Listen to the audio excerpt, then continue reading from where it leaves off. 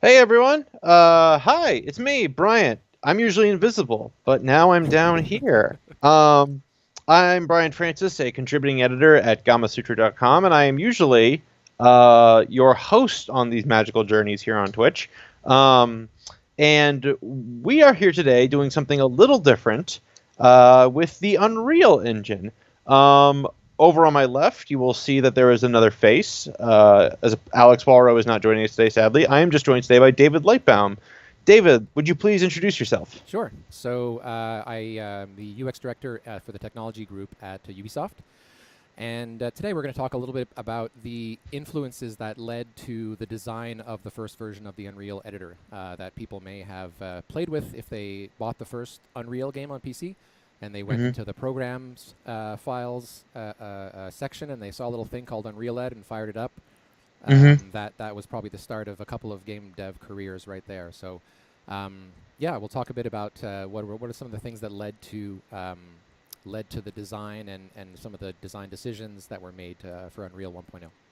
Yep, I'm going to. Before we keep going, we're going to be mentioning some GDC stuff today as well, and I'm just going to throw in the disclaimer that GDC and Gamasutra are both owned by UBM, so yada yada yada. Disclosure, disclosure, disclosure.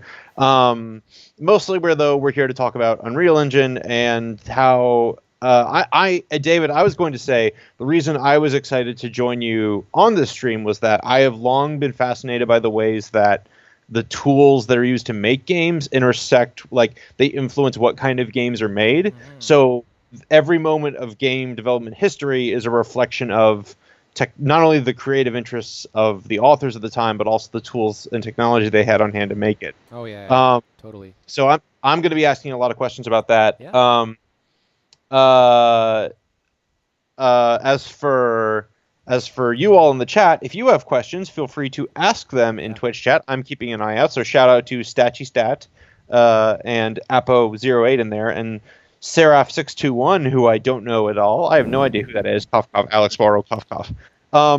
Apo is asking if we can put David's voice higher. Sure. David is. Yeah. Are you maxed out on your mic? I just turned it up a little bit. Let me know if that's better. Turn. Sure thing. All right. Well, so Apo, let us know if that works. And without further ado, David, is there anything else? I think you have an intro ready Yeah. for about you and your career. Yeah, just a couple of Let's quick start with that. things. Yeah, great, thank you. So before we talk about Unreal Ed 1, just a few quick things about, why am I here? Why should you listen to me? How did I get into this game tools stuff?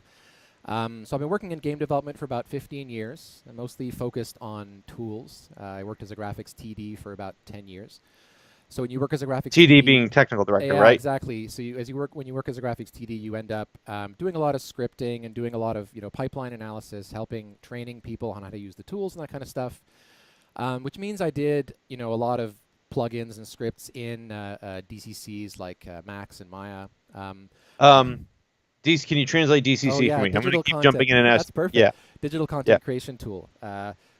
Anything where you create digital content, Photoshop, Adobe's products, Autodesk's products, those are all called sort of a shortened form for that is a DCC.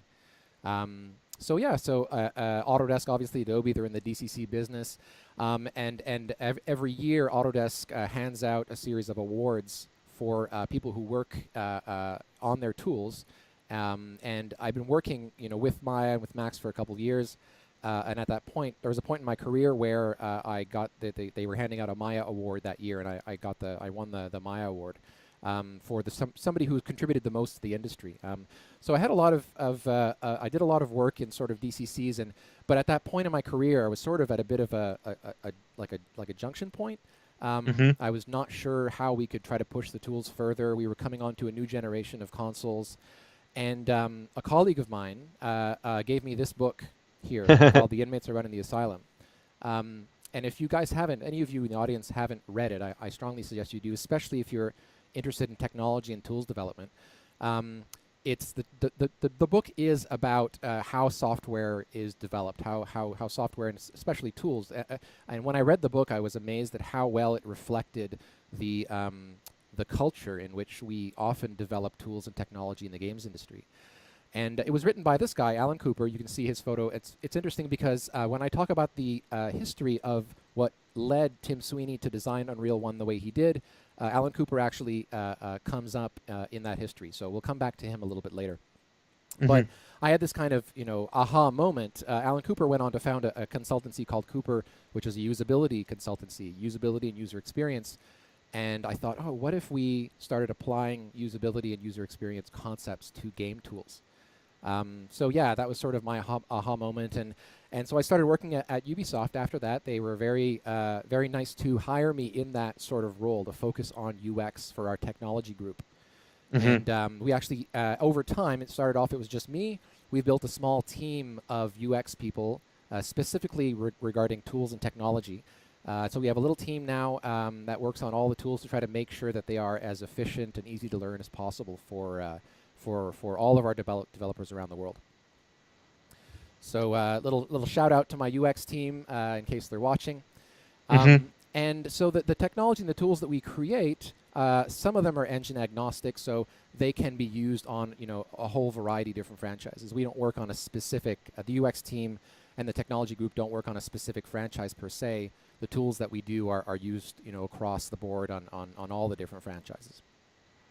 Gotcha. I am actually playing Assassin's Creed Origins right now, so I am probably touching what your tools helped create. Yeah, so how are you enjoying it? I am. I'm enjoying it a lot. I've played a lot of the Assassin's Creeds, and I don't know, again, because you're doing UX for tools, I don't know how to comment on your work directly, but the people who used your tools made some great content. I'll say that. Absolutely. Fantastic team. Ashraf Ismail, the director, he and I used to work together. He's a great guy. He's done a fantastic job. Him and his team on that. Specifically for Assassin's Creed ACO or Origins, I was involved a little bit in the cinematics tools. Cool. So if you see a cinematic, well, that's the thing. I like personally. I like to be behind the scenes. I like to be the one who's helping out the content creators. I found out pretty early in my game development career that I'm a terrible artist. And so those who can't do, they teach or they try to help others. So that's kind of that's my jam. Yeah, I'm going to kind of, this is maybe a question, maybe it's just me mulling over what you've said, but I think it's interesting that you're a UX director for a team of people who the UX and the user experience you're trying to create is not for the people who use the final software product. You're talking about the people who use internal tools, internal UI. So they're professionals, but it means you're also not polishing it for general use. So I think it's going to be interesting to reflect on that difference as we move through this history of Unreal today. So yeah, I mean, I like to say that there's the the player experience and then there's the developer experience. So we focus on the developer experience, and there are absolutely great and talented people out there who focus on the player experience. Celia Hodant being one of them. She was formerly, in fact, of Epic, now an independent consultant. So she focuses on the player experience, and I focus on the developer experience. And Celia runs the UX track at GDC now. Correct. Yeah, second year this year. So really great for her. And there'll be another. I'll talk about the summits in a moment regarding. Might be interesting for the audience as well if they're interested in tools development. But it's interesting what you said though about commercial versus internal tools. You're absolutely right, because the majority of our tools don't have an external audience. That has an impact on the design decisions that we make versus on something like Unreal, which is customer facing. It's an external product that is sold to people. So yeah, it definitely has an impact on how you design the tools. Cool. I'm throwing this in chat right now as a reminder for anyone. We're streaming this. I tagged the game development community on Twitch into this chat. So if you have questions for David about doing this kind of work, please feel free to ask. If you have questions about Unreal and any of the things David's coming on for Real, please feel free to ask in chat, and I will be the one grabbing those questions right away. Spoder Girl, for instance, is saying they were mostly taught Unity, but when they used Unreal, it was more easy to make materials and manipulate textures. Interesting. Yeah, I mean, I could talk about the differences between Unreal and Unity and other game engines all day for sure. And there are different decisions that they make and why, and there are pros and cons to each of them. And there's no, I don't think, a right or wrong decision necessarily. It really depends upon who your user is. Ooh, StatGstat actually has a great question. David, how do you get feedback from your clients in Ubisoft? Do you send an email once a year? Or do you have regular presentations and discussions when updates are rolled out? Hopefully more than once a year. So without going into too much detail, this is something, let's say, specifically to the UX team. we one of the things that we can bring to the table that is something that some tools developers may not have time to do is that we will go out and gather information. We will go and sit with people, watch them use the tools, understand how they use them, and then analyze a whole series of different people using the tools and present the findings of that to the tools developers so that they can make better decisions about what they should prioritize. So if we go and observe people and see that everybody's having problems with the snapping tools, but nobody's having any problems with the material editor, let's say, and they have this big push on the material editor planned, we can say, hey guys, we understand you're doing this, but we just want to let you know that there's people having trouble with the snapping tool. Maybe you should reprioritize your efforts. Cool. Yeah. You have a book you want to talk about, don't you? Yeah, sure. So in fact, that was what I was going to talk about next. So since I got really passionate about this topic of UX in the games industry, I've spoken at a bunch of different conferences like GDC, GDC Europe in the past, MIGS, IGA, etc. And I wrote a book. It's right here. It's called Designing the User Experience of Game Development Tools, and it is basically so it's in the topic. You'd imagine what it's about. It's a very niche topic, I would say. People who like it a lot, and I appreciate every single person who's contacted me saying that they've bought the book and they enjoy it. And it's basically an overview of the approach that I sort of trying to help people understand and why it's important and how it can be applied to game development tools. So that the book and my talks that I talked about earlier, they're all available on my website if you go davidlightbound.com, and all articles that I've written and stuff like that are all there. Yeah. And you have a tools tutorial day coming up at GDC, don't you? Great. So we were talking about Celia's UX Summit as well. So very, very happy and excited to be able to talk about this. So we're doing a full day tutorial, within the summit section at GDC next year. So it's going to be on the Monday, the first day of the conference. So if I just flip over to that, let's see here. So here we are. So if you go onto the Summits page, you'll see. So I'm co-organizing this with Jeff Evans of Infinity Ward. And so we've got a really, really awesome lineup of speakers. So from EA, Media Molecule, Infinity Ward, Ubisoft Montreal, Unity, Guerrilla Games, Massive, Kale Solar, Rebellion, Remedy, Blizzard, and Bungie. So we're going to have speakers specifically on the topics of tools development. We're going to have a micro talks about UX design in tools as well. So that's it. So it's basically Monday, March 19th, so the first day of GDC. It's going to be a full day of tools development goodness. So Jeff and I are really excited about that. And again, big thanks to all of the speakers who have signed on and who've been working their butts off to get these talks ready on time. So it's going to be a really exciting day, I think. Awesome. Okay. Well, luckily we're. I think it's time that we start poking around in the games history that we're here to poke about today. So I'm pulling from your script a little bit to ask your questions, but as you begin to walk us through all this, why do you care about the history of games? Why are we looking at older engines today instead of, you breaking your NDA and showing us something from Ubisoft? Don't do that. Can't do that. No, I've already gotten approval from the communications department, so I've made sure not to do anything like that or even remotely like it. I think that knowing the history of something is super important, because if you don't know the history of something, you're doomed to repeat it. So I think that understanding the history of game development tools is really helpful as a designer, as a tools developer, to help you understand why certain decisions are made, and to also not try to repeat those same mistakes. And the reason why I got into this, actually, at two of my other favorite books, I just read it here, Blood, Sweat, and Pixels recently, but also Dealers of Lightning. Dealers of Lightning is about the history of Xerox PARC. And again, talking about the history, we're going back to the 1960s, 1950s, when Xerox PARC was founded. And as some of you may know, Xerox PARC was the research facility that came up with the GUI and Ethernet and printers, like networked printers and all this crazy stuff. The frame buffer, some of the first computer graphics, like editing an image, was done at Xerox PARC. And this is the GUI that was designed at Xerox PARC is the one that was famously ripped off, so to speak, by Steve Jobs, and then after that, Bill Gates. So knowing the history of this is super interesting and super important. And I was looking back at some of the GDC postmortems, just even the last 2 years. Look at these amazing classic game postmortems: Deus Ex, Hmm. Oregon Trail, Seaman, Civ, Pac-Man, Miss Pac-Man rather, Diablo, Rez, and this year, really looking forward to the Bard's Tale postmortem as well. And I was looking at this and I was saying, this is really cool, but nobody's doing any sort of postmortems on game tools. This has never Hmm. really been done before.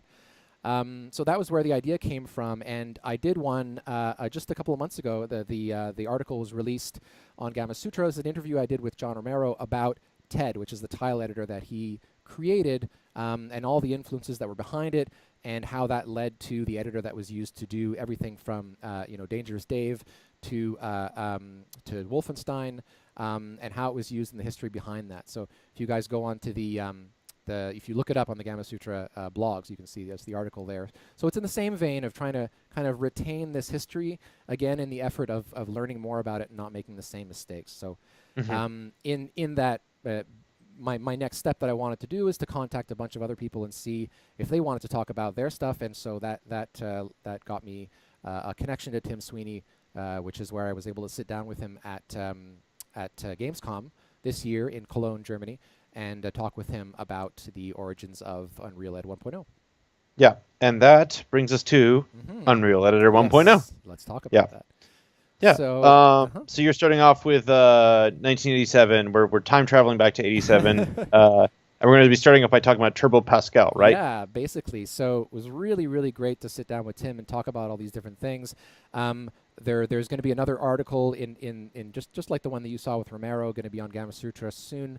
But this is sort of like a sneak peek at that article today, our stream. Um, Hmm. but the one of the overall concepts that I came away with when I spoke to him was basically that the inspiration for Unreal was essentially, at the time, it was really hard. There weren't any other tools really that allowed you to be able to place an object in a game and then click on it and open up a script editor and modify its behavior and its properties and then hit a button and play the game right away. Like that stuff, Hmm. that was sort of like a fantasy. It was really didn't really exist in game tools. And so Tim had sort of played with a bunch of other tools in the past leading up to him developing Unreal Ed 1. And so I just wanted to walk through a couple of those and give you a sense about how they all were driving towards that goal. Place an object, click on it, open up a script editor, run it right away and see the results. Gotcha. Do you have? I'm led to understand are you able to get that tool running for us, or are you going to mess around in Photoshop for a Yeah, second? I'm just Forget gonna. me. So I'm gonna do a little. Like I said, we're gonna do a timeline here. Yeah. So we've got our little pixelated Tim up in the corner. So right here's our timeline. There we go. Timeline. So we've got. Oops, well, that's funny. We've got our point on the left, which is where Tim started, and we're just going to build up to the development of Unreal finally. Actually, you know what? Yeah. Timelines doesn't seem right. I think this should be a Tim line. I think that makes more sense. There we go. All right, how you like that? It's the Tim line is perfect. I didn't Complete think with of that pixelated one. Tim. Yeah, I didn't think of that one before. I really just came up with that on the spot. I swear.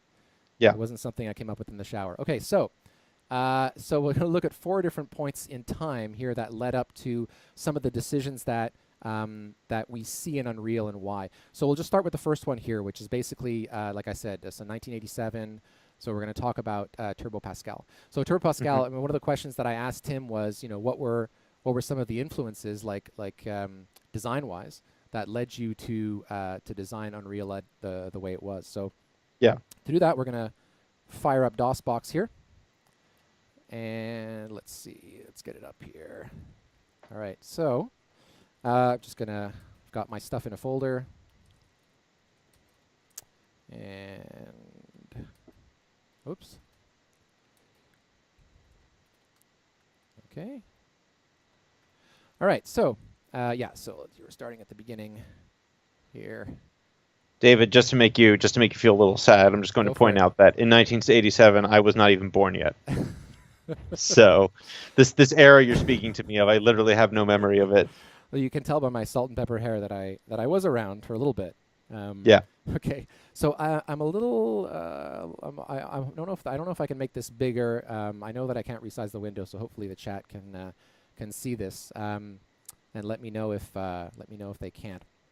And I'm going to Yeah. talk about what I'm doing as I go. So, Yeah. what is Turbo Pascal? Turbo Pascal was a development environment. Pascal was a programming language like C++ Hmm. or like Java or whatever. And this was an environment that people ran in DOS that Hmm. allowed them to more efficiently write Pascal code.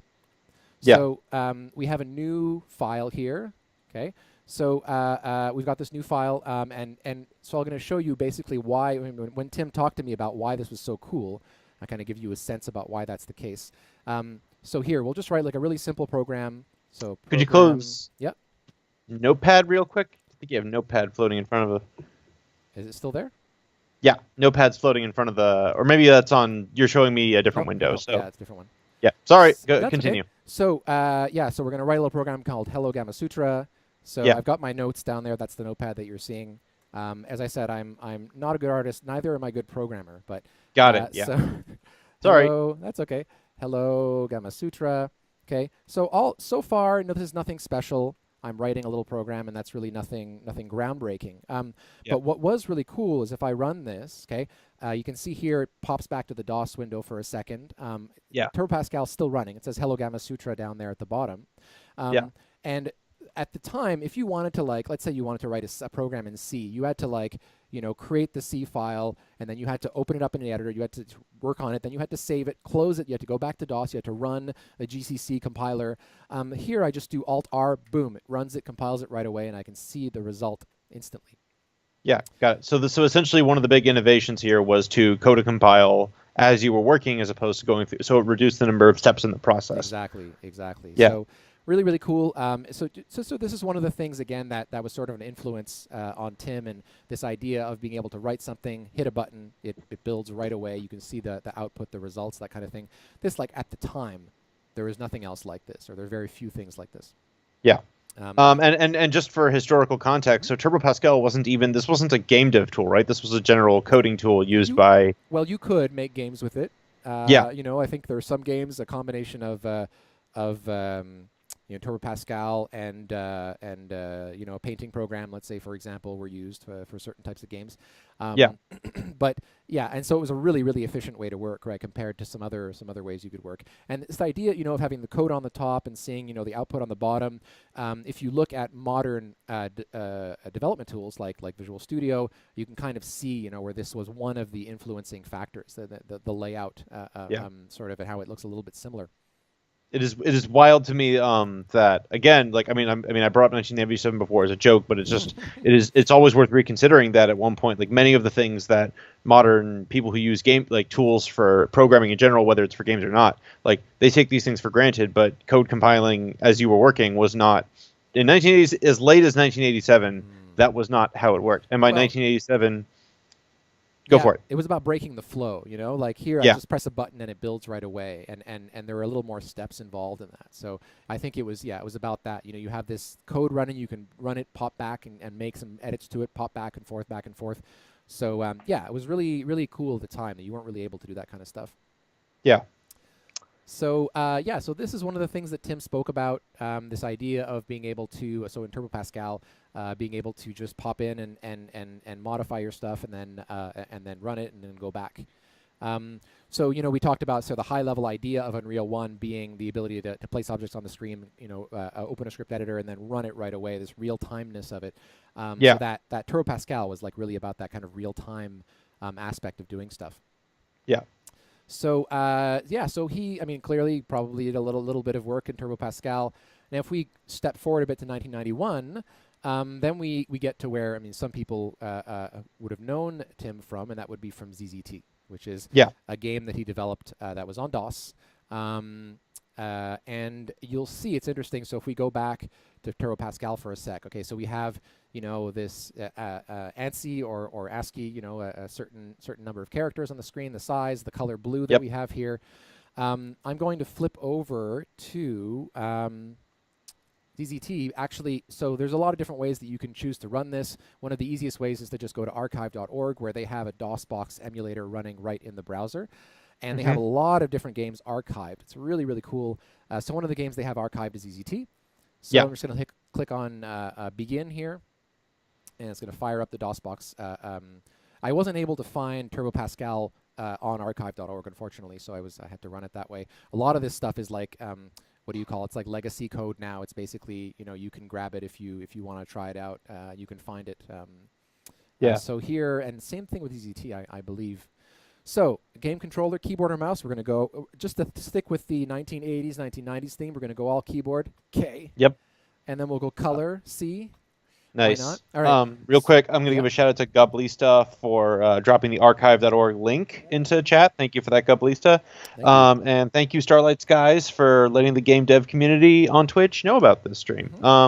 Just brief shout outs. And so we're looking at ZZT now, which ZZT was both a game. It was a game and it had a level editor in it, right? That's why we're loading up this old game. Absolutely, and so there's two significant things, obviously, when we're talking about the history of the Unreal Ed. If I scroll down here, or it should, I think if I go in the help, actually, it's going to have Tim Sweeney's name. That map, I think, is by this guy. But if I go to the help, let's see. Yeah. Well, anyway, so just quickly, I'm just going to, I'll switch the world. Let's see if I go to, I think there's maybe a starting one here. Here we go. So there, Epic Mega Games Production, developed by Tim Sweeney. Yeah. So there are all these different maps, these different worlds that you could load. So if I press play, here I am in the world, and I'm moving around. So there I got this little, information page. Yeah. I can walk around, and I can pick up stuff. It's like a bit of a delay for some reason. Okay. I'm gonna pick up this. What I'm gonna admire right now is that I'm always amazed at how ZZT is able to create such a defining look with what limited tools were available at the time. Like, this is still to the point that I'm instantly reminded of Dwarf Fortress just by looking at this, because they built on ZZT's as vibe in order to put all the things they wanted to in that game. There's some cute little things like revolving doors are like slashes and bars that are sort of, progressively changing, kind of thing, like a spinning effect. So there's a bunch of cute little examples of stuff in there. So basically, it's kind of like an action RPG-ish thing. I mean, it feels like it might be an RPG, but then I hold shift and I press a direction. Oh, I need ammo. I'll show you that later, but you can shoot bullets in real time. It's not like a turn-based combat thing. You can run around the map and shoot at enemies as they're coming towards you. So it really is kind of like a real-time gameplay. To me, it much more reminiscent of Diablo, I would say, than let's say Bard's Tale, for example. Yeah. But we are here to talk about the level editor, right? Right. So you can see, very basic game. You just walk around with the arrow keys and you talk to people and pick up stuff, yada, yada, yada. So that's the basic game. So if I quit... so it was really cool, though. I mean, it's in the same way as, and I had the same experience where you go to play Unreal 1 and you look in the menu and you go, oh, what's this, Unreal Ed thing? People probably looked at this menu and said, hey, what's this board editor thing? So you press on E, and it brings you to this board editor. So we'll call this Gamasutra World. Okay, so this is going to be our new map. And on the right side, so we have all these different editors, and there's a help. So if I press on H, I have all the different help information if I want to be able to learn how to do this. So, I mean, not going to go through that, but really quickly, you can just sort of, at the bottom right of the screen, you can see this stuff. It says pattern and color. So when you press the space bar, then you can put down specific dots. And the reason why it's yellow is because I have the yellow one selected. I can press C to change it to white. So I'm going to, oops, that's blank, I guess. And make some blue walls here like this. And you can start building out little parts of your world like that. And you can fill in. There's patterns and that kind of thing. So there's that. There's draw mode where you can draw it kind of, just keep drawing like this kind of thing. Yeah. Being able to draw out the world and creating these maps and putting them together, that was sort of part of the functionality. You had the ability to place items, so F1, F2, F3, so I can place some creatures. So over here, I'm going to go and, let's say, place a couple bears. Sensitivity, I'm going to assume that means if they like smooth jazz or something. I'm not sure what that means. So we'll do another bear and another bear over here. We'll say he doesn't like smooth jazz. He's more like a Cannibal Corpse kind of guy over there. All right. So Oops. Okay, cool. So we've got a couple bears, and now when I spawn in this world, I'm not going to have any ammo to fight them. So I'm gonna give myself a couple of pieces of ammo. So Yeah. here I have A for ammo. That's going to allow me to shoot bullets. So I'll do another ammo there, another ammo there. Okay. So I've got a little Yeah. building to my right. I've got some bears to the left. I've got some ammo in between me and the bears. It's going to be like a bit of a showdown. So now I've got It's this like stuff dodgeball. here. Pardon me? It's like dodgeball. Yeah, exactly. Yeah. Except it's bears. Yeah. So I'll press save, S, and I'm going to call this, let's say, Gamma. Press enter. Okay. Yeah. And now I can quit, and I have World Gamma is already there. The reason why this is black is because you're able to paint like a big fancy screen that describes what your world is. We don't have the time to do Yeah. that, sadly, but so you saw that when I switch worlds, they sort of have these cool kind of splash screens. If I switch to caves, Yeah. let's say, we have that one. And some of them are animated as well. It's actually pretty cool. So I'll go Yeah. down to Gamma, load that back up, and I press P. And here I am in my world. So those bears are coming towards me. Oh, that one. I guess maybe he was. Yeah. super That's sensitive. carnivore. That's the carnivore bear. Okay, and now I can press Shift and down arrow. Boom. Yeah. And go and grab another piece of ammo here. I guess the sensitivity is sort of like how they charge at you. I guess that's less important to our conversation today. But excellent question. Excellent. It's a question. Yeah. Maybe the chat knows. I really have no idea. yeah. So- So I'm going. I mean, like, I'm going to jump in with quickly pointing out that, like, so we just looked at like you just quickly used this to show off a little, like, a very tiny, like, make a space to do combat editor. But ZZT, I believe it was Anthropy who wrote the book Yep. for boss fight books, and Correct. I've seen her give a talk on it at IndieCade. Mm-hmm. ZZT was a big way for sort of alt games creators and RPG designers to make not just little shooty game experiences, but like narrative experiences to very other systems driven. I say oddities, but I mean that in the most loving way possible. And they were distributed via shareware. So this was kind of a homegrown network of creators working with making games as early as the early 90s. We talk about the history of indie games, and right here is like this is a giant component of that. It's really interesting. It was really interesting to talk to Tim about Unreal and how he would talk about ZZT. And a couple of things that he said were really striking, and they sort of they link up with what you were saying. First of all, he said that ZZT basically was like a game engine with a game in it. He was thinking engine first and game second. Yeah. So everything that was built was really with the premise of being able to make it a tool that could be easily used to be able to create content, which I think is why it was so accessible for people and why it sort of spawned this really big community.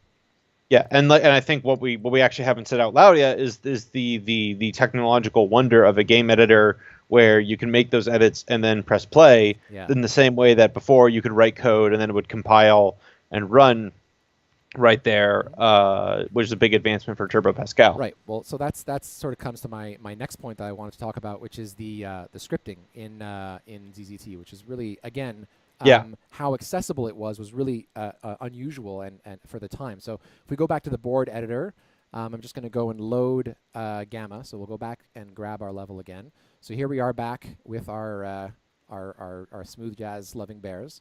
And so we're going to go and what we're going to do is we're going to place another type of item. So again, the cool thing again about ZZT once again is that it's interesting if you go and you think about some kinds of older game development tools, there was nothing in regards to documentation, or it was like 1 or 2 pages, a TXT file. Or a README file that somebody put in, and you sort of had to figure this out on your own, and sort of rely on the community, on your 2400 baud modem. So having this sort of the depth at which the documentation goes into is actually quite surprising and unusual. And you can see like it goes on and on and on. So it was really cool to be able to learn about how this stuff works. But what we want to talk about specifically is this. That's the ZZT OOP programming language. So Tim had built in this programming language into the engine. So if I go and press enter Real on quick, that, David, can you bump your mic up a bit again? Sure. Is that better? Sure. Yeah. Okay, If you have any knobs to turn. Yeah. Thank you. Okay. Cool. So I have all this documentation about the scripting language and how it works. So I can scroll down and I can jump to specific topics. I mean, not only is this very complete documentation, but it's also well done. I mean, you can hit this and jump to a specific part. There's a tutorial, et cetera, et cetera. So here, a bunch of stuff about some of the different stuff that you can do in the tutorial. And then, like I said, there's all the references for all for the programming language. So if I go here and go down to reference manual, now I should point out that for those of you in the audience who don't know, a scripting language versus a programming language. If you're doing this in a programming language requires, at least certainly at this time, required understanding of like memory registers and like poking stuff that then you could make your computer crash, and it was really an intimidating experience. Whereas here, a scripting language is something that then is going to generate programming code. This might generate some C or some Pascal code or whatever in the background. So it's a lot safer to work with, and it's also a lot more accessible for the average person. It's much easier for them to get into it, which again, probably the time and care that Tim took to be able to sort of build this scripting language and this tool, again, speaks to, it's not surprising to hear that there is this sort of big community that was building stuff in ZZT. Yeah. So with these, to kind of get to something that StatGstat was saying in chat, the scripting commands that you're talking about meant that they weren't just making, people who were editing on this tool weren't just editing choose your own adventures. Like, the logic in ZZT is comprehensive enough to create all kinds of encounters. Yep. People still use it today, is my understanding, to like make odd little, today they are comparatively odd little games compared to what you can do in other things, but I keep using the word odd and I feel bad about it, but I use that word lovingly. Yeah. Like the point being, like,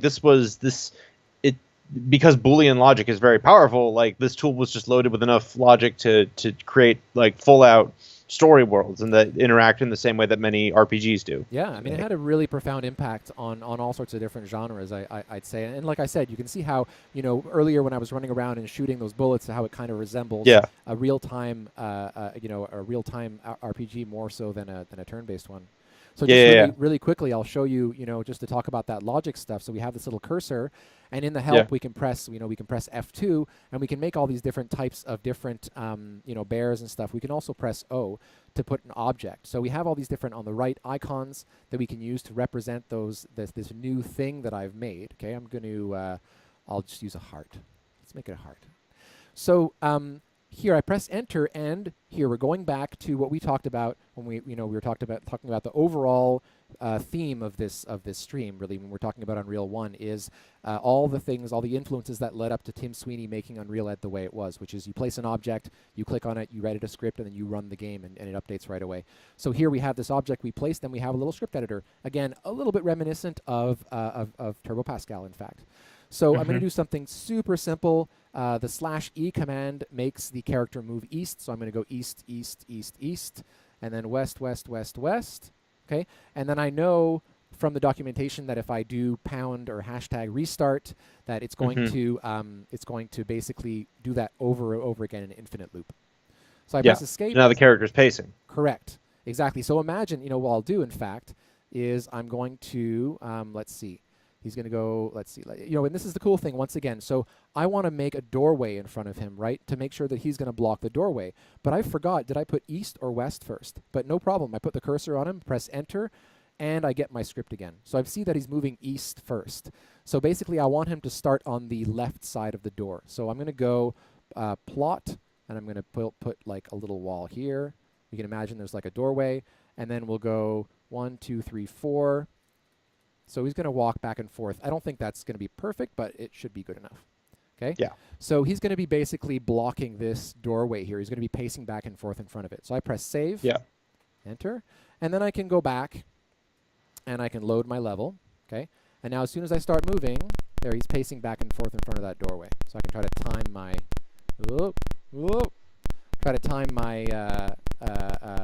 my walk so that I get into the door. So, right. Boom, you just with a little more logic, that's a stealth mechanic. Yeah, like you're trying to get that can be trying to get past a guard. Exactly. And I just want to kind of stress that at the time, this was, there was almost nothing out there that did this sort of thing, right? And there was nothing out there that was this accessible to be able to do it. You know what I mean? Yeah. So yeah.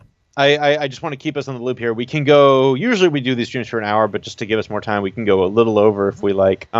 But let's jump into Visual Basic. Right. So let's go back to our Tim line. Yeah, Let me the Tim line. close this off. I don't know if he knows that I'm calling this a Tim line. I hope he sees this and that he knows. Okay, so now we're fast forwarding a little bit to 1993. I just want to mention, by the way, speaking of years and different versions of these softwares, the version of Turbo Pascal that I showed you is version 4. This is sort of the version that people sort of are most remember it as because it sort of had that turned into the blue background with the ability, the file edit menu on top. It didn't have that before.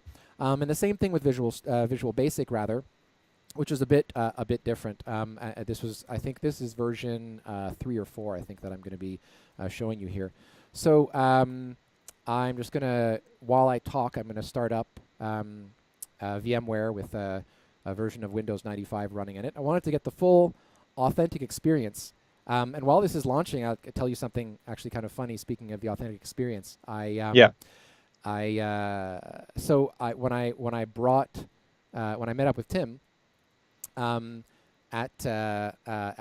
I said, in Cologne. Oh, I think I've lost you. Have I lost you? You moved me off the screen, yeah. Oh. I think you just covered me with... I just went full screen. I thought that maybe... Okay, well, there you are. There we go. That's fine. This brings back memories, by the way. Windows 95 was probably the first OS I remember. Yeah. So actually, it was really cool. So I had Unreal. I wanted to really, and I did the same thing with John Romero. I made sure that in DOSBox I had TED running so that we could actually use it at the same time. Because I think there's something important about being able to get your hands on the tool, and it really inspires a lot more discussion as opposed to just having these static screenshots. So I had Unreal running, and I think he thought it was a static screenshot, and then I started doing stuff in it, and he was like, "Oh my God, this is working!" And I was like, "Yeah, of course, go for it." And so there was like a 5-minute of silence where he was just building a level, and it was so cool to see because like it really was his baby. Like I think he almost did that thing single-handedly, right? And there are so many innovations that were in that tool, and it was almost like seeing like two old friends like meeting each other for the first time in a long time. And he looked so happy, and it was just so cool to be able to do that. So any more of these that I do, I'm going to make sure to try to have the real deal running because I think it really makes a big difference. Talking to the people who made these tools and then handing the tool back to them. Absolutely, it's like cars. It's weirdly like you get an old working car working and get in front of people who love that car. For sure. Okay, so here we go. So next thing I wanted to talk about again and how it fits into this this philosophy for Unreal One of being able to open a scripting editor for an object, place it, open the scripting editor, and then run it right away. So we're going to talk a little bit about Visual Basic. So Visual Basic, again, I spoke about Alan Cooper earlier. So Alan Cooper had this company where he developed this thing, basically this tool that you're seeing. It wasn't called Visual Basic at the time, but it was like a programming tool that allowed you to drag and drop elements onto the user interface, onto this form here on the left, and then add code to those things and then run it and make it into an executable. Now, just like Turbo Pascal, this was like super innovative at the time, and nobody else had done anything like this before. Yeah. So just to give who developed this Visual Basic? I should ask that and give them credit, I guess. Yeah. So if I go into the help, you'll see Alan. See here, portions of this product were developed for Microsoft by Cooper Software. So Cooper, that's Alan Cooper's company. So they bought this, and then they continued to develop it afterwards. So I'm not sure exactly what the history of that is necessarily, or what the team was involved. But I know that it was acquired by Microsoft, and they said, this fits well in the kind of strategy that we're trying to do to allow people to develop software for a Windows platform more accessibly and more easily. Yeah. So just to show you, was there a question or? Nope. Okay. Keep going. Although I will say Dovuro is adding in the chat that Visual Basic is where they got started programming almost this exact version right here. They're saying it was VB4. Cool. That's awesome. What are we running? Which version are we running? VB... let's see. Go back there again. 3. Version 3. So once again, to kind of go back to what I was talking about before with Turbo Pascal, this idea of having a form where you have your user interface and having a project tab here, or window, where you have your project with your different files, and having properties on the right-hand side. The users of Visual Studio, again, will immediately be familiar with this. And again, this is in some ways where Visual Studio came from. And there were other versions of this. Then there was Visual C++ and other stuff as well that that sort of took the same concept of having the sort of user interface where you can drag and drop stuff and then write code and attach it to it. Yeah. So just do a quick demo here just to give you an idea of how this works and again how it fits into that sort of history. I'm going to drag out a little box here, and I'm gonna rename that. So I'm gonna double click here and I'm gonna call it, let's say hello. So continue on with our hello world theme. Yeah. And once again, like I said, double click, just like again how Tim Sweeney loved that idea of being able to double click on objects and to be able to see their script.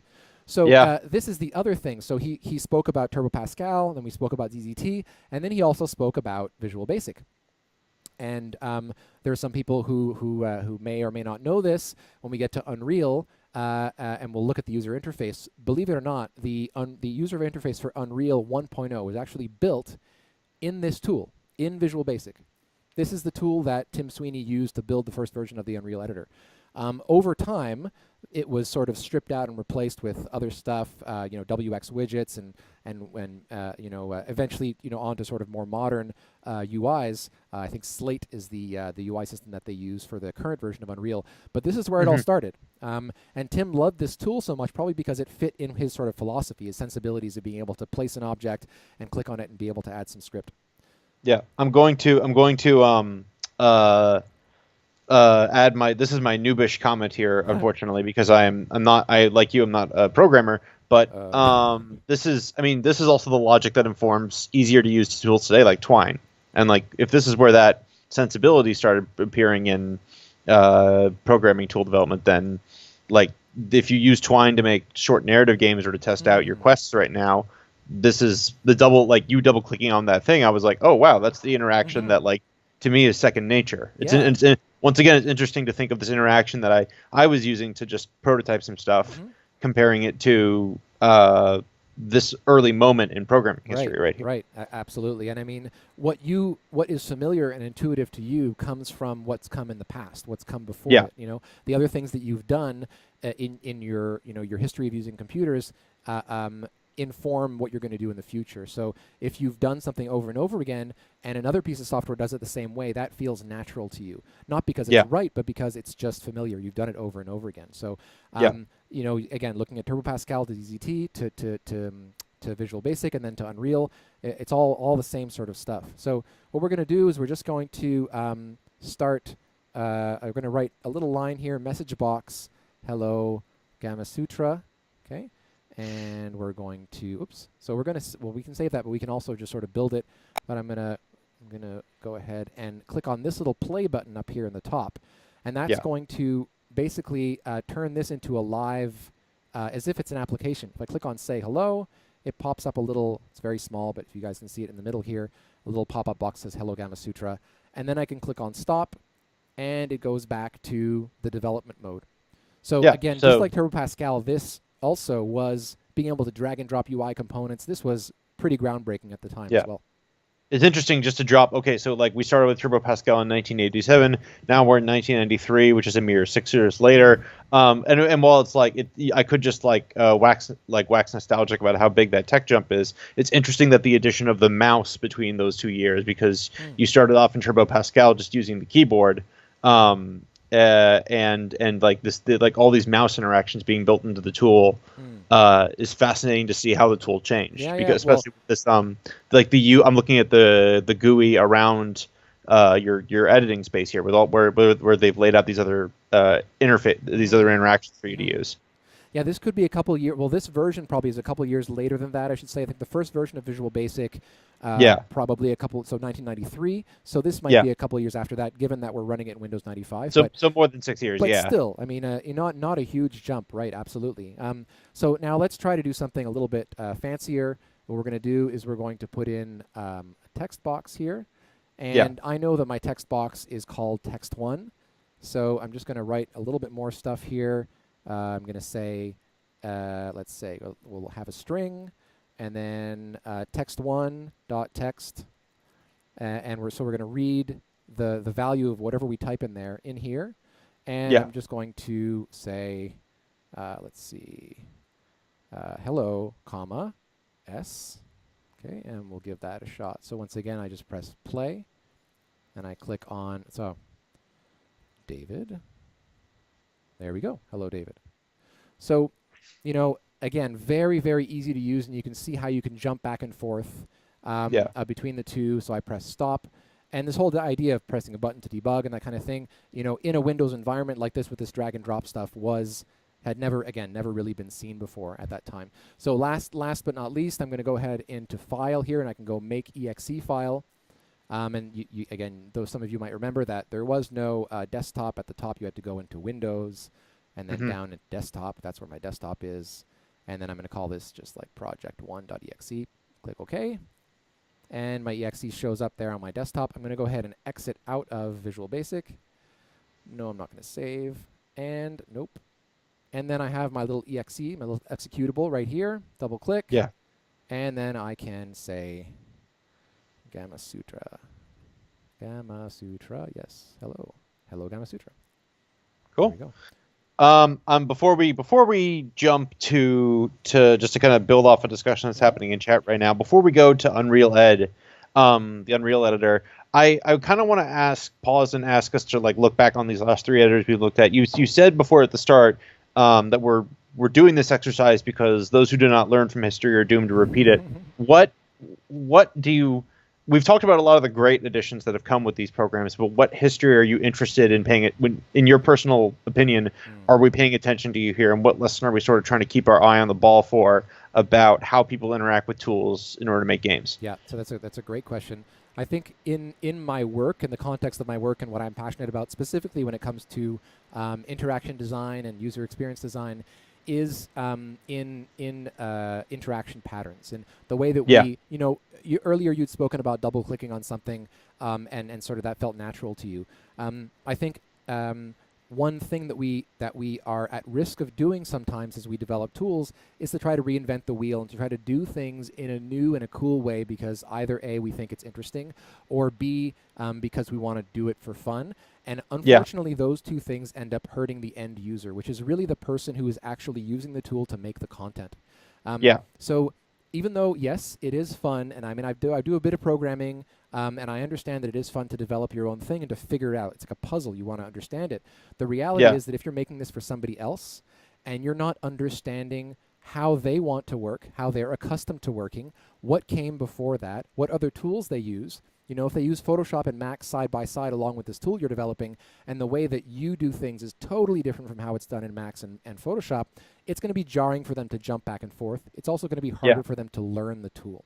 So for me, understanding and playing with all these different tools is something that I really, really love doing, and understanding the history and all the different versions and the functionality of these different tools, for me, informs my work in being able to say, okay, what's the problem we're trying to solve? Oh, this tool that the user uses solves that problem already. And Adobe and Autodesk and Microsoft have sunk millions of dollars into researching this and designing this. Why would I want to do it any differently? For two reasons. One, they've done the research. And two, if I do it differently, people are going to have some difficulty understanding how it works. So I think going out there and looking at the history of these tools, understanding how they work, understanding what problems they solve, I think is super important, because then it helps inform you how you should design your tools for modern game development. Right. And with that, it's time for the thing I promised when I wrote this promo post. So I feel a bit guilty about that. Should have read the script first. Let's dig into Unreal Engine. Yeah, for sure. So if we go over to, again, this is how you would have done it. Like I said, you go here and you go, hey, what's this Unreal Editor thing? Oh, that's interesting. Yeah. So and yeah, just to, like you said, so most people found this. They bought Unreal, the game. They go into the programs and discover Unreal Ed, and magic begins. Right, exactly. Right here. Exactly. So you'll see, and the reason I keep repeating this thing about this high level concept over and over again, it's important because you'll see how all that stuff we talked about sort of comes into play here. So again, first of all, very interesting, like I said, to be aware of the fact that this interface was built in Visual Basic, so that tool that we saw earlier. It's going to be a little bit hard to see because this is a black and blue, blue wireframe on black outline. That's sort of how the first Unreal was. I'm squinting to see it right now, yeah. So what I'm going to do is I'm going to throw a cube in there, and so you can see there's a sort of a red wireframe cube, and then I'm going to go inside and press Control S to subtract it, and there now I have a little room in which I can place objects. So make it a bit easier to see. I'm just going to kind of duck into this room here. Yeah. So now, even, for example, you look at Visual Basic, I talked about sort of consistent patterns. You have your toolbar on the left, you have your canvas, so to speak, in the middle, and you have your properties on the right. Again, these are all classic layouts that we're accustomed to now, but somebody had to sort of establish them and repeat them. Having the menu bar on top, obviously, there are early DOS programs that did that, and then Windows programs and Mac, et cetera, we're accustomed to finding it up there. And this layout is a very classic layout for a content creation tool. So I can go ahead and to do the most basic Unreal level, Unreal 1. So again, we're running Unreal 1 in Windows 95. This is the real deal. Right-click on a wall. I'm going to add a light. And so I've got a light on my wall there. I don't see anything yet because this is sort of again, in this version of Unreal, all the lighting was done by light maps. So you had to place your lights, press a button, and then it was going to generate sort of a black and white map that represented the lighting. Whereas these days we have what's called static as well as dynamic lighting. This was just static lighting, no dynamic, very little dynamic lighting. Quick question about how, because I'm just actually trying to dig again into the mind of someone who would have been using this tool.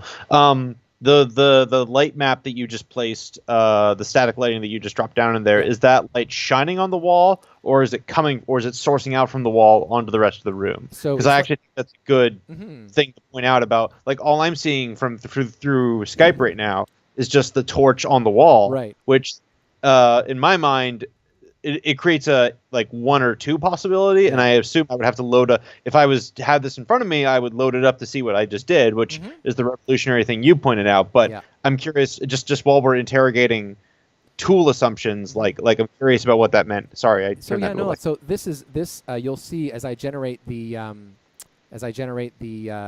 lighting. So I go here to rebuild. You can press F8, press enter. So it's going to go ahead and generate that lighting. So you can see this is basically like a point light. So it's a light source that emanates out in all directions.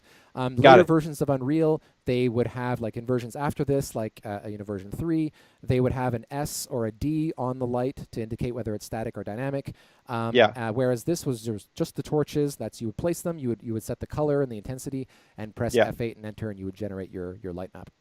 So that's actually, I think it's a good UI decision to then say, like, oh, like this is an invisible torch, and everyone understands what a torch is mounted on a wall and what function that serves. So I admire that brief little decision in terms of tool interaction, but it did still raise that question in my head. What kind of light? I think there were very few different types of lights, or little to no, really, not a lot of information, not a lot of things you could change.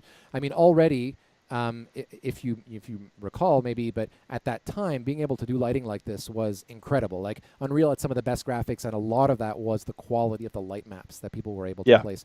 And if you're a really talented artist, you place lots and lots of little lights. For example, you might have a wall that's red, and you're in a white room, and the light comes in, and the light's going to bounce off the wall and make the floor red because it's going to absorb some of the red light from the wall. You might put a couple of fake red lights on the floor to give the impression that the light's being bounced. This was all very painterly in the way that it was done. These days, a lot of this stuff is done in real time. But still, there are lighting artists who will still fake some of that stuff, even to this day, regardless, because it's better for performance.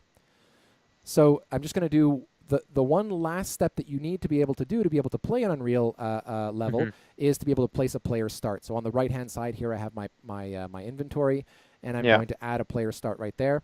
And there's my little player start, the little joystick. Now, and then if I press F8 and I run this, if I press F8 and build it, then I'd be able to run it. And just to kind of go ahead. Oh, I was gonna. Sorry, just while we're on the subject of this stuff, I was gonna point out, though, Doom Snap Map is certainly not as in depth as any comparable level editor. I'm just interested in, like, oh wow, like when I was messing around with Snap Map prepping for a stream we were doing earlier this year, talking about level design in general. Same tools, same stuff, like player start. They just took the same concepts and boiled them down to even more general public friendly concepts, as opposed to this more complicated GUI that we're looking at. Yeah, it is more complicated, and it's sort of the trade-off. So, and it's funny you bring up Snap Map, because that was one of the topics in that interview with John Romero that I talked about before. We talk about Yeah. SnapMap at the end of the interview. So it's sort of a trade-off between making it more accessible to the average person who doesn't have the the skill or the knowledge to be able to actually model and texture chunks of environment. Um, Yeah.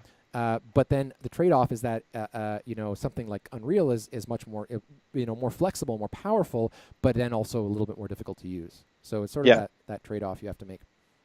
Yeah. So I've got my flat cannon here, and Hmm. one of my favorite weapons from the original Unreal. So I'm going to go ahead and Yeah. right-click and place it there. Add flat cannon here. So if I crouch down and look around there, we can see our flat cannon.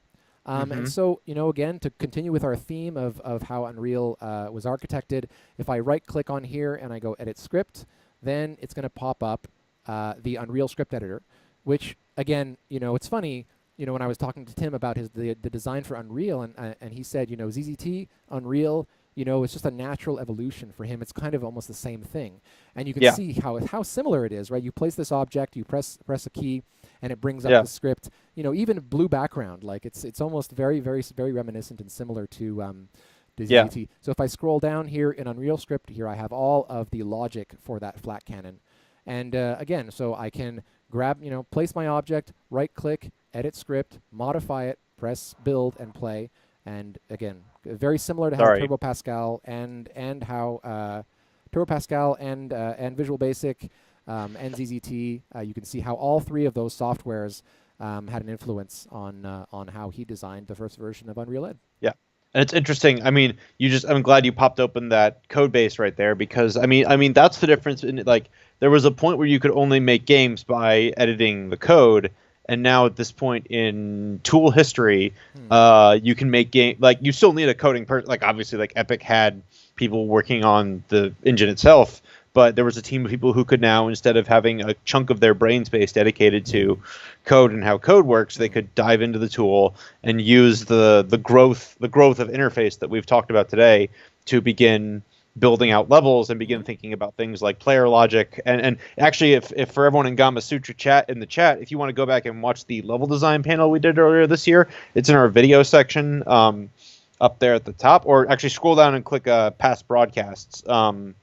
That is where you can scroll down and find it. Like there's all these tips about level design that are only possible because we got a group of people in the room who spent their entire career messing around in editors like this one. And this is the logic that all that advice is built on. Now, just a quick question. So that's the one where you're using SnapMap. Was Robin Yan Storm was one of the guys talking in Yes. that? Yeah. So incidentally, ironically enough, he is one of our at the tools tutorial day at GDC.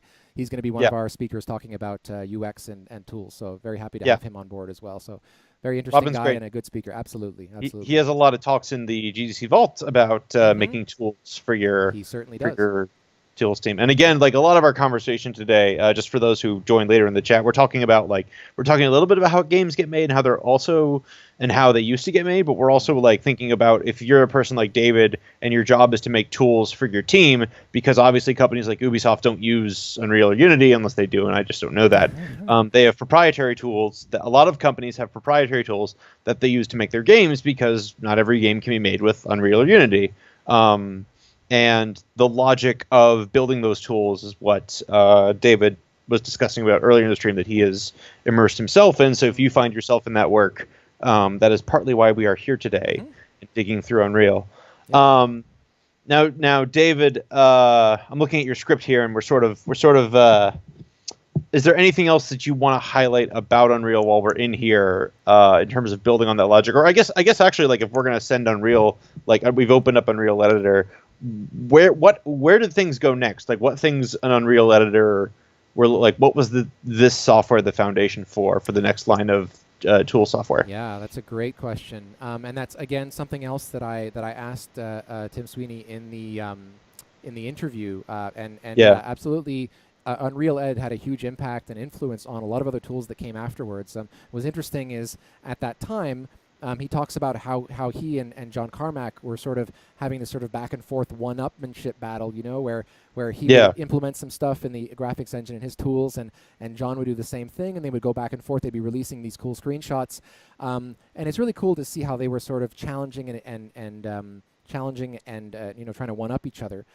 Yeah. So again, I talked about sort of the basic layout of this tool and how it looks. If you look at content creation tools, certainly the way that this Unreal did not necessarily have an influence on the way, the fact that tools are on the left. I mean, that was established before Unreal Ed, but you can see, a tool like Unreal, any other game editor or game engine that comes after this, certainly, even if they're not even aware of it, they will be influenced by and impacted by everything else that came before it. Yeah. And Unreal Ed is one of them. Quake Ed would be one as well. And there's so many other tools that have an impact on how people decide to design things. And yeah, considering how far back Unreal Ed goes, there's no doubt that it had a very, very lasting impact on the way the game tools are developed and the tools that we use today. Yeah, I'm going to quiz you about your work at Ubisoft for a moment. We were talking earlier about the Ubisoft Assassin's Creed Origins cinematic tools. I'm curious what you spend all this free time like diving into the tools history. Where we're looking at, we've looked at these 4 tools today in Unreal Engine. Excuse me. What in your work on that specific tool have you pulled?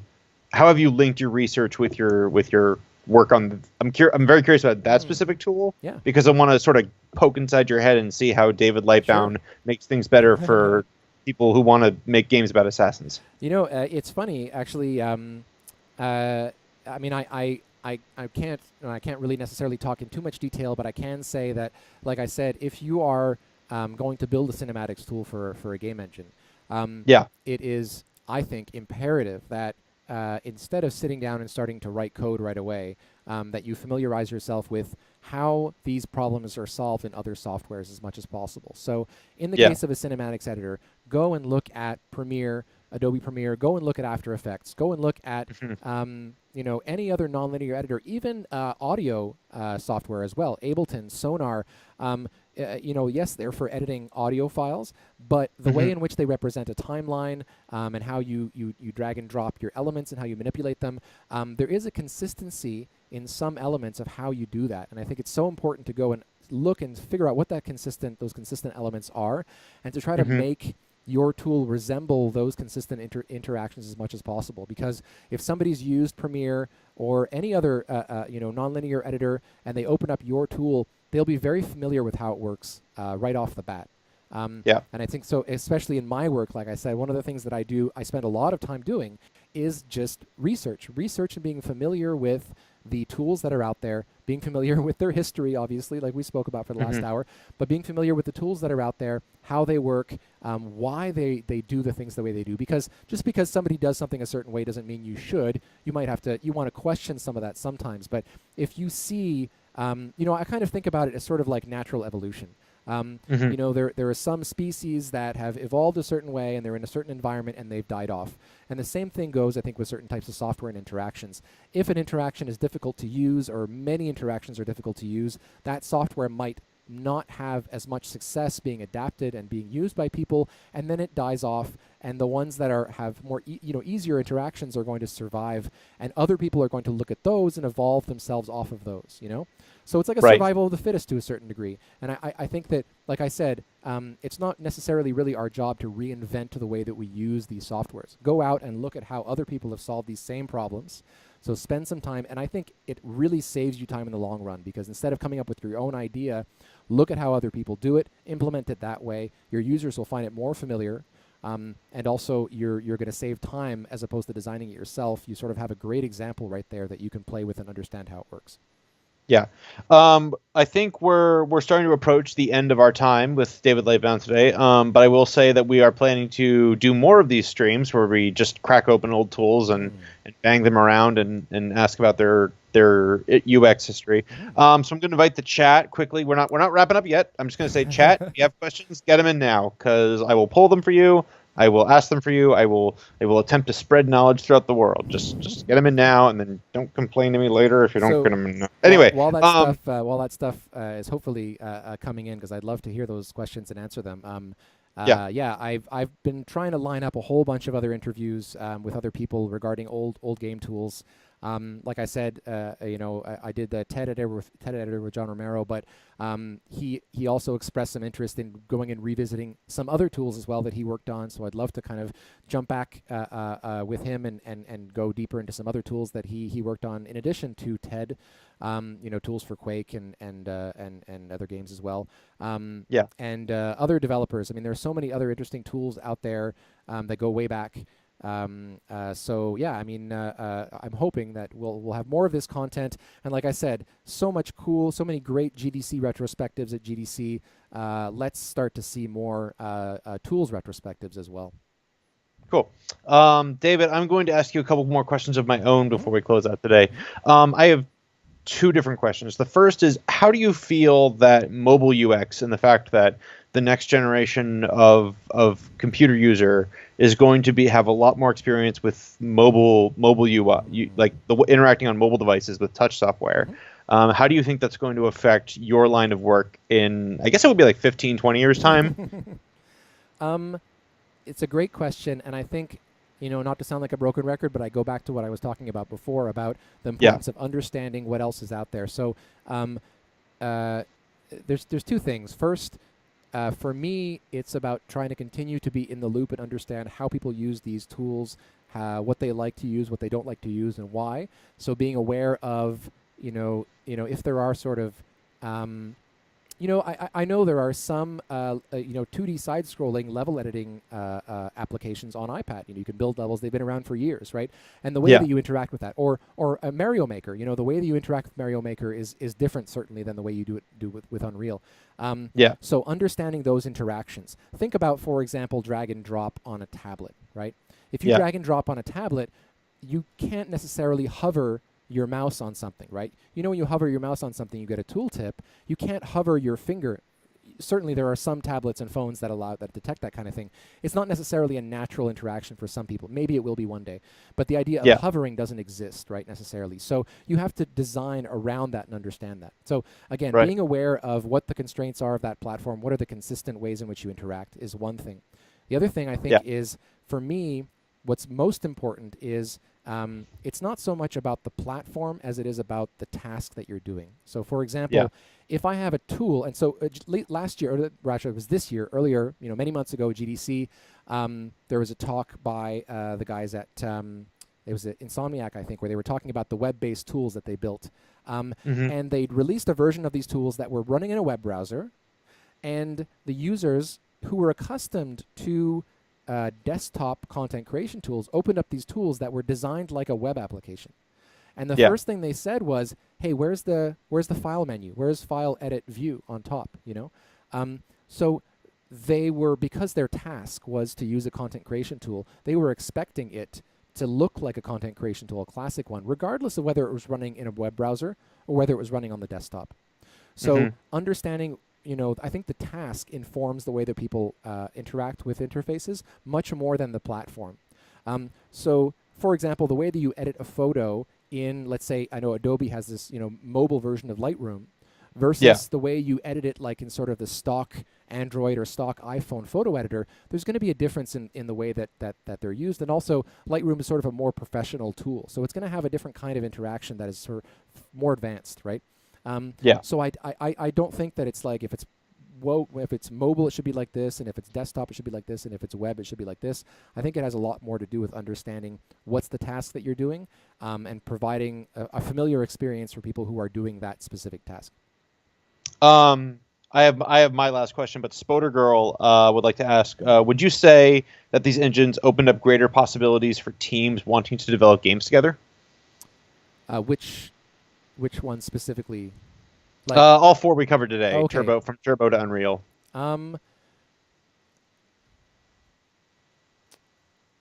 So just so I understand the question, did they make it easier for people to collaborate to work on games together? Yeah, I think the answer, like to you and me, the answer is yes, because the nature of these tools is to open up, like to other people. I guess, do you have any thoughts about how these tools facilitated collaboration in game making and not just sort of programmers leading the way? Well, yeah, certainly. I'd say one way to answer that question absolutely is to go back to what we were talking about before, where, this idea of doing /E/E/E/E to move east is a lot more accessible to the average person than, finding the object in memory and then moving it X number of pixels and that kind of thing that for many people I think is inaccessible. So certainly when it comes to the idea of having somebody who is less programming oriented and sort of, more wants to kind of tell a story and wants to, is thinking of different ideas, they can bang out something in ZZT and share it with somebody else in a way that they wouldn't be able to do before. So absolutely, and there were all sorts of fascinating uses of the Unreal Engine that were not at all related to games.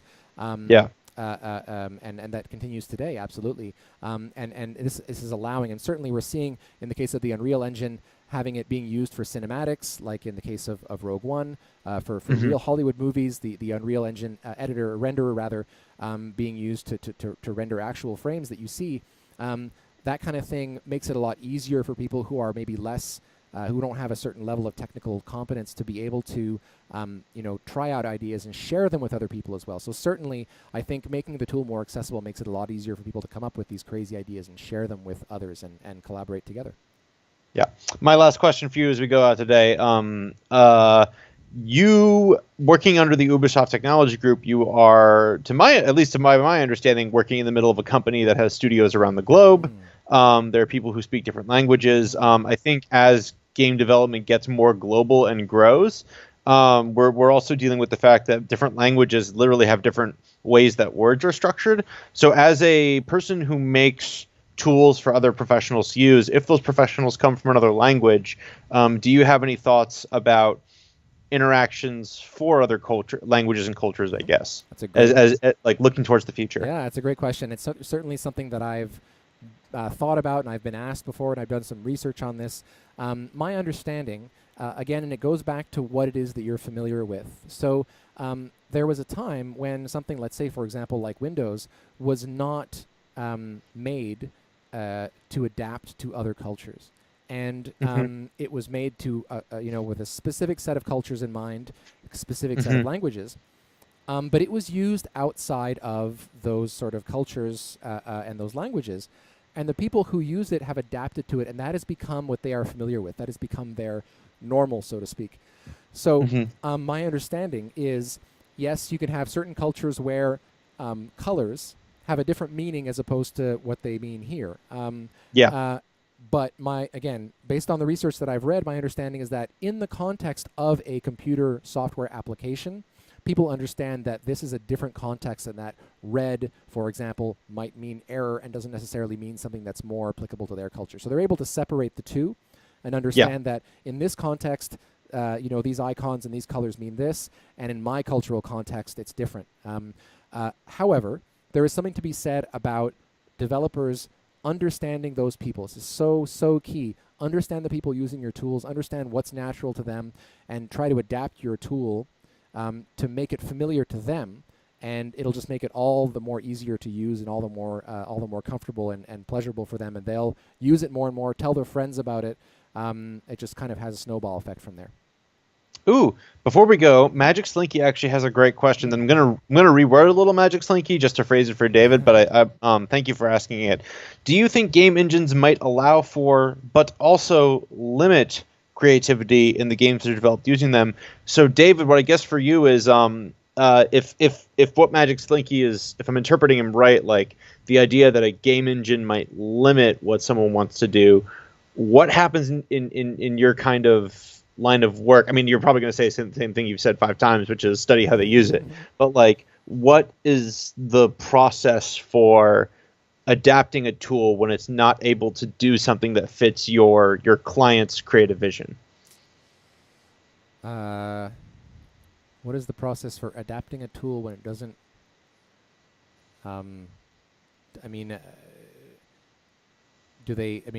Do they have to use that tool? I mean, necessarily? I'm just so I understand in the context, like, something that I say pretty often, for example, is, in Word, you can only insert a certain number of rows and columns when you make a table. If people say, well, I can't insert 1,000 rows and 1,000 columns in my table in Word. Well, maybe you should be using Excel instead. you know? Yeah. The right tool for the right job. So I think one of the things, and maybe this is one way of answering the question, one of the things that we do, I think, again, as a challenge that game developers confront sometimes is they try to make this monolithic tool that does everything. And I think that also comes from not understanding the people who are using it. The better you understand the people, the more you know how to prioritize what you're going to put in there. And you know, if you can imagine, let's say, if you were to build a tool called Word, Excel, PowerPoint, you know, one sort of, you know, monstrosity of Word, Excel, and PowerPoint put together, that would be insane. But we understand that you separate the word processing to Word, the spreadsheets to Excel, and the presentations to PowerPoint. So taking your tool and splitting it up into smaller pieces that are, each piece has a sort of a specific goal in mind. They all intercommunicate. You can do that. Excel and Word and PowerPoint do intercommunicate. There are ways of passing stuff back and forth. But the idea of building this monolithic tool that does everything, if I talk about this mashup of PowerPoint, Word, and Excel, people think it's crazy. But of course, but a lot of our game engines, a lot of our tools resemble this sort of Frankenstein of all these different ideas. Instead, trying to take it and break it up into smaller pieces where each piece has you know, a more scoped down, a more specific user base in mind. I think that sometimes helps to address that kind of issue. From my background, I think it would be terrifying, for instance, if you made a camera and a camera's purpose is to shoot, you know, video or film, and in that camera you're like, oh, we're going to build in an editing tool that you use with the same clicker you're using to modify your camera settings. It's been done. And you're just like, what? It's been done. They do exist, you know, and I know. You know, I myself wouldn't want that, you know. So the right tool for the right job, fit for purpose. Right. Although if I'm going to close out just on Magic Slinky, just to close out the creative interpreting of that, I will also point out that in-camera editing was literally one of the first ways that the film industry was able to build things like cuts and shots, and there were tricks using the camera tool to create moments that we now use digital tools to replicate. Before my grandfather passed, one of the things he marveled at was how people like David were making tools for digital filmmaking that would replicate the errors of analog filmmaking. And I think that gets to what David and Magic Slinky are talking about, in that there's this balance between like technical UI output and what the aesthetic is that comes from the creative part of the team that will always, it will never, I doubt it will ever truly be settled. The agitation will lead to development, providing that we all don't die of global warming in the next 20 years. Sorry for that note. That was bleak. With that, I'm sorry. I am going to start wrapping things up. You have been listening to the Gamasutra Twitch channel. Thank you, David, so much for joining us. This has been a really different experience, and I'm really happy we did it. Great. No, it's absolutely my pleasure to do it. Thanks for giving me the opportunity. Yeah, for everyone at home, like I said, we're going to come back with David. I'll get with him and figure out when we're coming back, but stay tuned to this channel. And if you like this kind of talk and you want to ask more questions about working on game tools, be sure to click the follow button on Gamasutra, because if you do that, you will get a notification when we go live. Make sure you have your notifications turned on, too. That's pretty important. David, you already mentioned up front where they can buy your book and they can check out your book and they want more information about this. If they have questions about tools programming or the history of tools programming, or I should say not tools programming, but tool creation, UX, where should they contact you? There are a lot of great resources that are available. Certainly, Jeff Evans, the guy who I'm co-organizing the tools tutorial day at GDC, and I, we set up, it was Jeff actually who set up a Slack channel called the Toolsmiths. So the Toolsmiths on Slack. There's a Slack channel full of great, cool, awesome tools developers who are having really interesting conversations. That's one place. And then obviously, like I said, for all of my talks and my book and links to other articles and stuff that I've written, you can just go to David Lightbown, LIGHTBOWN.com. Yeah. David, we're going to totally slow down our exit here, but can you link me that Slack? Do you have a link to that Slack? Yeah, just one sec. Just drop it in our Skype message, and let me see if I can. And I will put it in Twitch chat for people.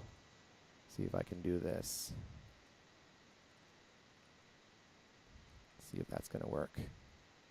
So that I want to see if I can.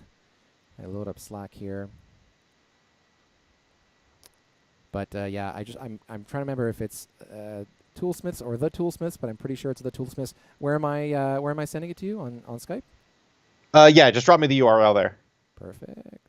Yeah, I just want people to be able to click on that.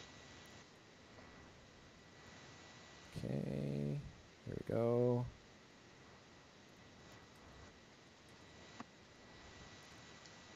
Should be that. Cool. I will drop that into the Twitch chat real quick. Great.